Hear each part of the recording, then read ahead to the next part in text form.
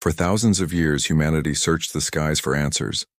In the stars, the sun, the moon, and the myths that shaped civilizations. But what if the stories we've been told are only half the truth? Here on Unmasking the Gods, we explore the hidden patterns of myth, religion, and the cosmos, uncovering the wisdom our ancestors left behind. If you're ready to see beyond the veil like this video, subscribe and join us each week as we continue unmasking the gods. Why did ancient people look at the sky and see gods? The stars formed eternal patterns, circling with order, never shifting. But among them were 7 wandering lights: the moon, Mercury, Venus, the sun, Mars, Jupiter, and Saturn. Unlike the constellations, these did not stay fixed. They moved, they changed speed, they brightened, dimmed, even reversed their course. The Greeks called them planetes, wanderers.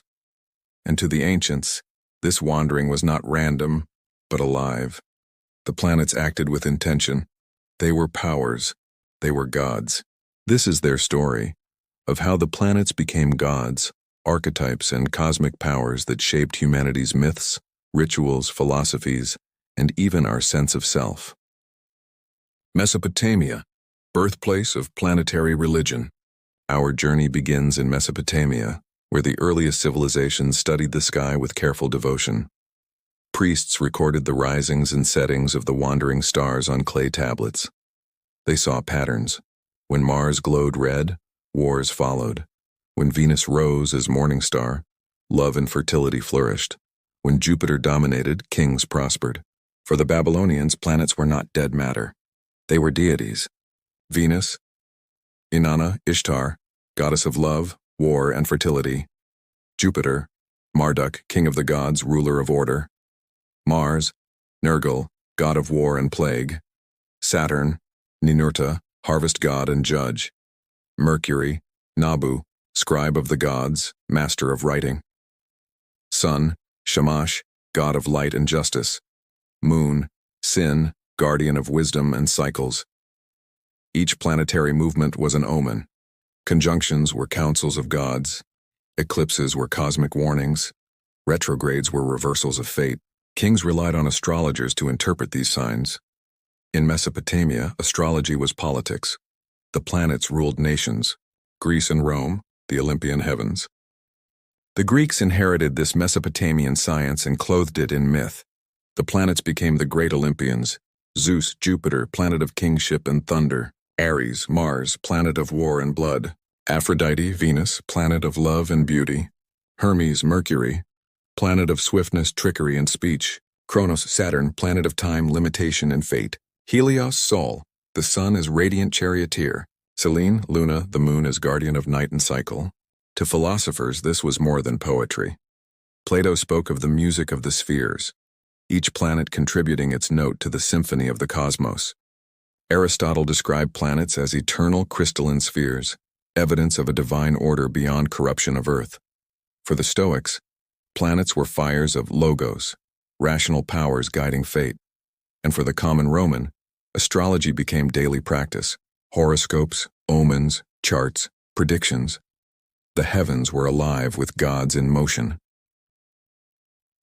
Egypt, planets in sacred time.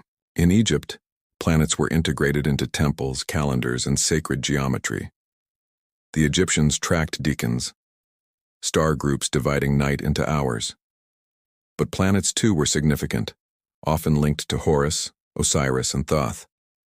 Temples at Dendera and Edfu carried zodiac ceilings showing planets among constellations.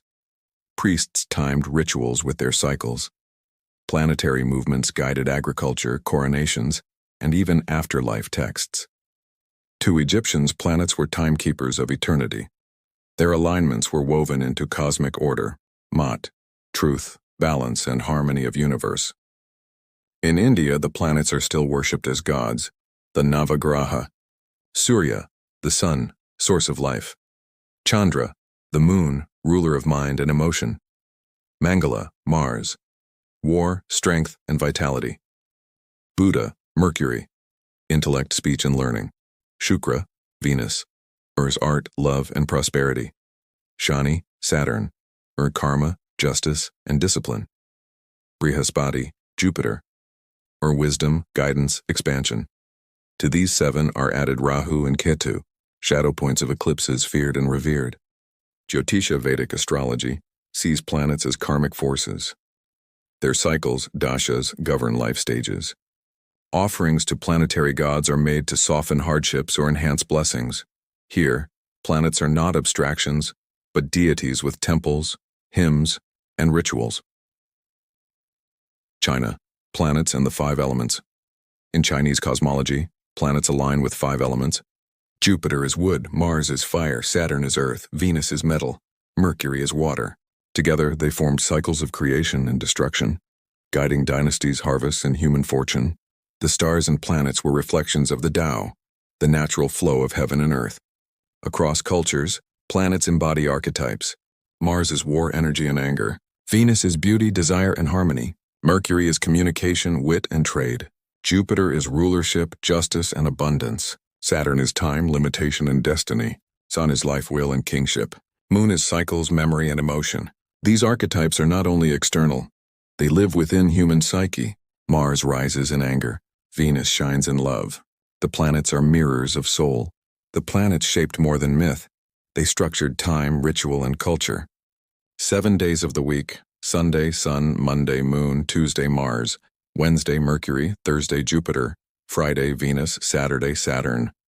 There is 7 metals in alchemy: gold, Sun; silver, Moon; iron, Mars; copper, Venus; Mercury, tin, Jupiter; lead, Saturn.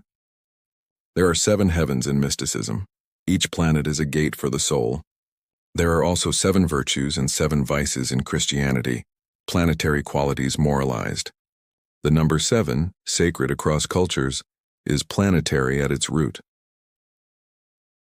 Planets as gates of the soul. Mystical traditions saw planets as guardians of ascent. Gnostics spoke of archons, planetary rulers trapping souls. Hermetic texts describe the soul rising through 7 spheres after death, shedding vices at each planet. Neoplatonists believed the soul received qualities from planets at birth and returned through them at death. Planets were not only fate. Christianity made Christ the sun, Mary the moon. Saints and angels inherited planetary roles. Michael is Mars, Raphael is Mercury, Gabriel is moon. The 7 archangels paralleled the 7 classical planets. In Judaism, Kabbalah mapped planets onto the tree of life. In Islam, Sufi mystics described ascent through planetary spheres toward God. Religions did not erase planets. They baptized them, absorbed their symbolism, and made them part of their sacred story. The Renaissance, science and spirit. The Renaissance revived planetary lore through Hermeticism and alchemy. Marsilio Ficino composed hymns to planets. Talismans bore their seals. At the same time, Copernicus, Galileo, and Kepler redefined them. The planets were no longer gods, but worlds orbiting the sun. Yet even stripped of divinity, they grew more mysterious. Jupiter with moons, Saturn with rings, Mars with deserts. Science redefined planets, but myth persisted. The planets in art, language, and culture. Planets shaped human creativity. Days of the week in every language. Words like martial, jovial, saturnine, mercurial, lunatic. Music like Holst's The Planets, where Mars roars, Venus soothes, Jupiter rejoices, Saturn broods. Literature from Shakespeare's star-crossed lovers to modern fantasy, where planets embody powers. Even stripped of worship, planets remain in art, words, and imagination. With discovery of Uranus, Neptune, and Pluto, astrology expanded. Uranus became revolution and sudden change. Neptune became dreams and illusions. Pluto became death, rebirth, and transformation. As astrology endured, it was adapted to the modern psyche. Critics call it superstition, but millions still read charts, seeking meaning in planetary cycles. Planets remain woven into identity and fate. Carl Jung reframed astrology as symbolic. Planets are not literal causes, but archetypes, patterns of the collective unconscious. Saturn is shadow, burden, and wisdom. Jupiter is growth, joy, and hope. Venus is love and desire. Mars is drive and conflict. The moon is emotion and memory. Sun is identity and will. Over time, astrology became psychology, and the heavens became the mirror of inner cosmos. Gods were considered to be in motion. From Mesopotamian priests to modern psychologists, the planets have never been merely rocks in space. They are wanderers, gods in motion, archetypes shaping imagination. The ancients called them divine. Science calls them worlds.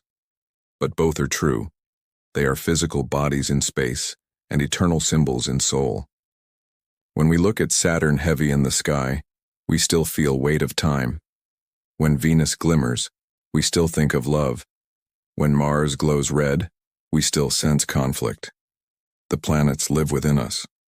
They are the gods we still carry, the archetypes we still speak, the powers we still feel. This is their story. The planets, gods, archetypes, and cosmic powers forever wandering in the heavens, forever shaping the destiny of humanity.